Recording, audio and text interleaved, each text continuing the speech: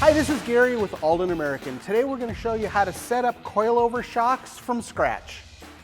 In setting the rear shocks up, we also are setting up a 4-link rear suspension and a Panhard rod. They all go hand in hand along with the front suspension. When we're setting up the rear shocks, we have to also need to know where the ride height on the truck is, which means we also have to determine the front ride height before we get started. This is my buddy Frank's 55 Chevrolet pickup truck. When he bought this truck, it had already had a Camaro front subframe grafted into the front of the factory frame. As you can see, this is the original Camaro frame rail, and this is the 55 Chevrolet pickup truck. Being that this truck had been previously a hot rod and it had been modified prior to Frank's ownership, we had to make sure the subframe was in the correct location. So at the time the fenders were in place, we made sure that the wheel was in the fender opening correctly. We also determined that the front suspension was in the car correctly.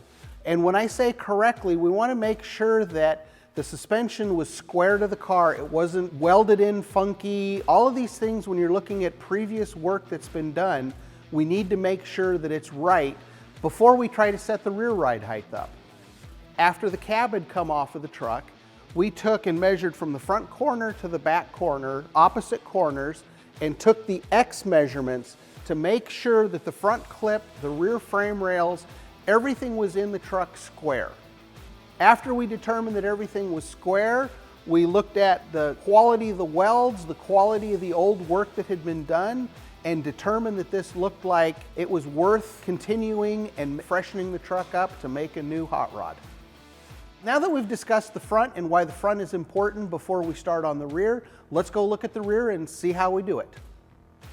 The truck already has a 4-link rear suspension in it. This style is considered a parallel 4-link, so you got your upper bar and your lower bar. And so as your axle travels up and down, it will travel on a little bit of an arc because these bars are connected at both ends. Classic trucks typically have leaf springs. Leaf springs have a lot of problems with ride quality because when we're making a hot rod, we're not really carrying a load. So a lot of times the leaf springs that were designed to carry a half-ton payload is not what we want for our down-low cruiser. Typically on a hot rod, we're trying to get them a lot lower than the car was from the factory with the leaf spring. So by going to a 4-link rear suspension, we could determine where we want the rear axle to sit in relation to ride height, and then we can also put our 4-link suspension. The 4-link suspension is going to give better ride quality, it's going to give better handling, and it's a more modern way of controlling the rear end than a leaf spring. So now that we're talking about the 4-link rear suspension, there's two different basic 4-link suspensions. This is a parallel 4-link where your upper bar and your lower bar are parallel to each other, whereas the second style is a triangulated 4-bar. A triangulated 4-link suspension typically has an upper bar and a lower bar that are opposing each other to keep the rear end centered in the rear suspension. The biggest differences between a triangulated and a parallel 4-bar suspension is on a parallel 4-bar suspension, we need to run a Panhard rod or a Watts link to keep the rear axle centered. There's nothing keeping the rear end centered except for a Watts link or a Panhard rod. With the triangulated, because of the opposing angles, the rear end stays centered in the chassis. When we're setting the rear axle up, we want to make sure that the axle is centered in the wheel opening of the fender. We also want to make sure that the axle is perfectly square to the chassis, because if the axle is not square to the chassis, the car will dog walk. Instead of going down the road straight like that, it'll do this going down the road. When setting the Panhard rod up, what I did here is I welded this little nut and a bolt so that I could set the rear end so that it stayed centered in order to determine my Panhard rod length and mounting locations. After we determined that the axle was in the correct location, then we mounted our rear and front brackets. And so in mounting the front and the rear brackets, we want to make sure that they are perfectly in line with the frame rail so that they're square, again, making everything square. And we took our level at ride height and put our level on the upper bar to make sure it was level to the ground. At that point, we tack welded all of our brackets in place. We want to tack weld everything together before welding it solidly because it may change. So now that we've got our 4-link, we've got our Panhard rod, we've got our axle, everything's in its correct location. Now what we want to do is determine how we're going to do and install our shocks. This frame had already been C-notched previously, but it did not have a boxing plate on the inside, and we also needed to support our shock mount. So what we've done is we've taken 1/8" steel, we've boxed the inside of the frame for the added support because of the C-notch. We also have added this plate to support the shock mount. Our 4-bar mount has 3 holes. We want to start with our center position, and that way if we need to lower it or raise it, we have 1 inch in either direction. Since we have our 4-bar suspension all set up, now we're going to move on to correct coilover mounting locations. This 4-link suspension has 3 bolt holes for the lower shock mount. So what we have to do is put a spacer in here to mount the shock so that the coilover does not hit the axle housing. So now that we've made our aluminum spacer, that dictates the lower shock mounting location. In turn, we need to figure out where the upper shock mounting location is going to be. So in this case, we have our frame in the way, so we have to work around what is here. So now that we have decided where we can put the upper mount, where the lower mount goes, we also took and put the axle at the ride height we wanted the truck to sit at, and we found out that our 14-inch shock was the correct length shock for this application.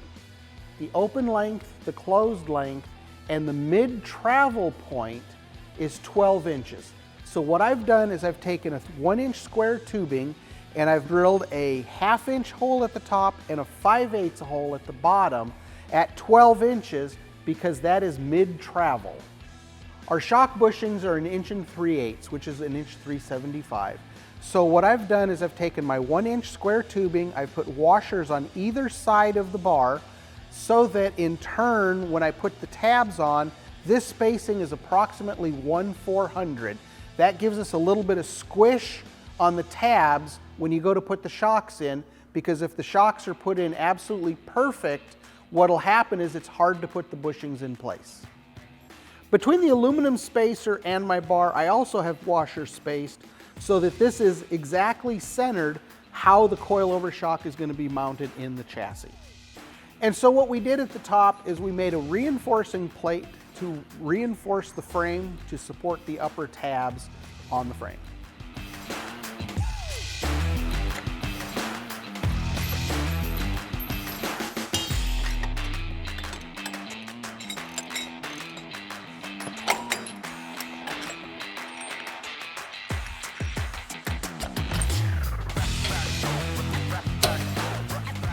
So as you can see, we've got the shock now installed. When it goes together, the bolts should go in the holes nice and easily without any excessive binding. The top and the bottom should be nice and aligned. There should be no rubbing or interference between any of the coil or the shock with any of the suspension. So now from past experience with this style of a truck, we know as a starting point, we want to put a 250-pound spring. Now, I always look at and try to explain to people that springs should be considered a tuning device. You have to have a starting point, drive the truck, see how it feels, and determine if the spring is too soft or too aggressive, and change accordingly because it's a tuning device.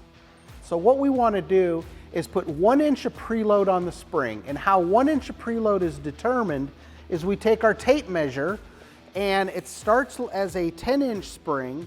We want to preload the spring so that it is now 9 inches. So when we're talking about preload, it has nothing to do with how many threads are showing or anything like that. It pure and simple is from the bottom of the spring to the top of the spring, 1 inch of preload means the spring is now 9 inches.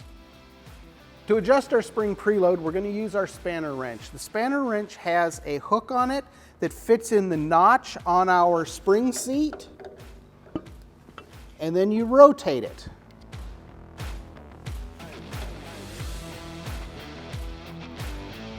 We have our ride height set, so now it's time to lock the spring seat in place. We take our Allen wrench, put it on the Allen screw on the lock ring. By using the short end of our Allen wrench, we're going to screw it down until you've got a good amount of resistance, and that's all it really takes to lock that in place. So now that you've got everything installed, obviously this truck is not ready to drive yet, but when we get to the point of being able to drive it, we're going to set it on the ground, we're going to make sure that our ride height comes in where we want, and then on our rebound adjuster, this is the dampening in the shock. So what we want to do is turn it full counterclockwise. Being that this is a lighter weight vehicle, we're probably going to put 1, 2, 3 clicks of adjustment on it as our starting point to go out and drive the vehicle. On this truck, we used our urethane bushing. This is one of our urethane bushings. We offer the bushings with either a 1/2 inch or a 5/8 sleeve, depending on the application. We also offer bearings. Now the bearings are 1/2 inch inside diameter, 1 inch overall length, and where we use a bearing is it's a little bit more forgiving on a misalignment issue. So if your shock isn't quite aligned during its travel, a misalignment type bearing will help that. In addition to our standard 1 inch wide bearing, we offer a bearing that's a 1/2 inch ID, that's 1.5 inches wide. We also have a 5/8 inside diameter bearing available. One of the advantages of the 5/8 bearing is we have these misalignment spacers. So by putting the misalignment spacers in, we can have a 1/2 inch bolt hole that's 1.5 inches, 1 3/8 inches, or 1 1/4 inches wide, depending on your application. We also have misalignment spacers that are 5/8 hole that will make them 1 1/4 inches and 1 3/8 inches. I hope you found this video informative and helpful on how to set your 4-bar up, your coilover shocks up. And for any additional questions, you can get a hold of us at aldanamerican.com, or you can leave comments right here on the YouTube.